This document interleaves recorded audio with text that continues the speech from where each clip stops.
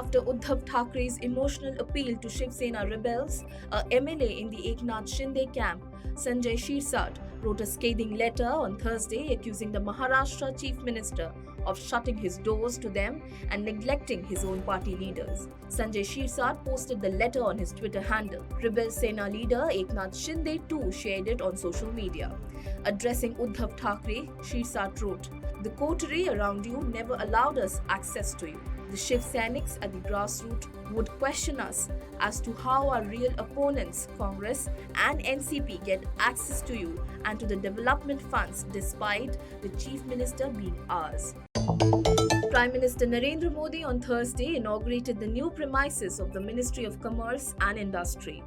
He also launched a new portal, National Import-Export Record for Yearly Analysis of Trade or NIRYAT, which is a one-stop platform for the stakeholders to get all the necessary information related to India's foreign trade. Speaking on the occasion, PM Modi said, "The government has been working towards ensuring citizen-centric governance for the last 8 years, and today we have taken another important step in this direction."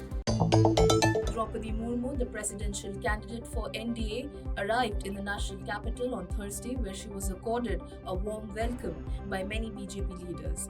Later, she met Prime Minister Narendra Modi and Union Home Minister Amit Shah. Draupadi Murmu will file her nomination for the presidential election on Friday, where along with the PM, senior leaders of the NDA are expected to be present. Prime Minister Narendra Modi on Thursday paid tribute to the Jan Sangh founder Dr Shyamaprasad Mukherjee on his death anniversary. PM wrote on Twitter, remembering Dr Shyamaprasad Mukherjee on his Punya Tithi.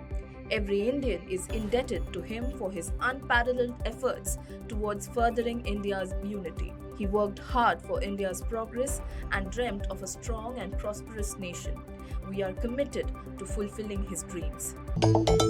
India on June 23, 2022 successfully launched the GSAT-24 satellite built by ISRO for New Space India Limited. It was launched by the French company Arianespace from Kourou in French Guiana in South America.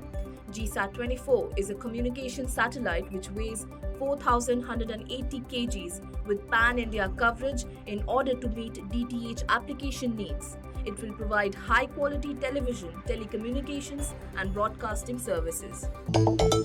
The AIADMK General Council meeting on Thursday ended in chaos with water bottles being thrown at the coordinator and former Tamil Nadu Chief Minister O. Pannirselvam and his supporters. The meet was held at a venue in Chennai's Vanagaram. Later, Pannirselvam and his supporters staged a walkout. The meeting was held in the backdrop of demands of AIADMK Joint Coordinator and another former Tamil Nadu CM, E.K. Palaniswamy, to lead party. Monkeypox has been declared a public emergency by the World Health Network. This indicates that the outbreak is not limited to a single country or region and should be addressed by immediate actions to prevent community transmission, the network said. Meanwhile, as per reports, monkeypox has spread to 58 countries with 3,417 confirmed cases. Also, the rate of growth of cases is said to be increasing week by week across multiple continents. A new angle has emerged in connection with the violence in Uttar Pradesh's Kanpur. As per reports, there may be a Pakistan connection to the violence. During the violence, phone calls were repeatedly being made from one number to Pakistan. That number purportedly belongs to history sheeter Atiq Khichdi. Notably, Atiq has been absconding since the violence.